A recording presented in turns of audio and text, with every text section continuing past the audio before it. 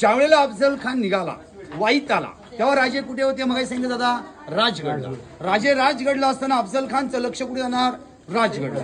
राजगडवर अफजल खान काय घेणार? राहिरेश्वर, रोहिडेश्वर, केंजळगड, तोरणा, पुरंदर, सुफखोर, भोरखोर, जावळीखोर, हिरडोसखोर, वाईखोर, राजगड. म्हणून राजाने राजगड सोडला, राजे प्रतापगडला आले. खानाचं लक्ष प्रतापगड ठेवलं. मग काय सांगितलं प्रतापगड का घेतला ते? मग प्रतापगडला राजे येऊन काही दिवस झाले, तेवढ्यात राजगडून जिजाऊंचा निरोप आला, शुभा जेवायला बसला असाल तर हात धुण्यासाठी राजगडला या. आणि त्यामधल्या काळात सईबाई राणीसाहेबा मरण पावल्या होत्या. अफजल खान वाईत शिवरायगडावर, राजे राजगडला गेले, ते अफजल खानचं लक्ष राजगडला, राजे गडावर गेले. आता बघा अफजल खानने शिवरायांच्या मावळ्यांना काही पत्र लिहिले. ती पत्र अशी आहेत, शिवाजीकडे राहाल तर जीवाला मुकाल, अफजल खानकडे गेला तो वतन मिळेल, तुमच्या घरादाराची कत्तल होईल, घराहून गाढवाचा नंगर फिरवला जाईल, तुमचं काय, तुमच्या वतनाचं काय, हे वतनाडी जो फुटला तो खंडो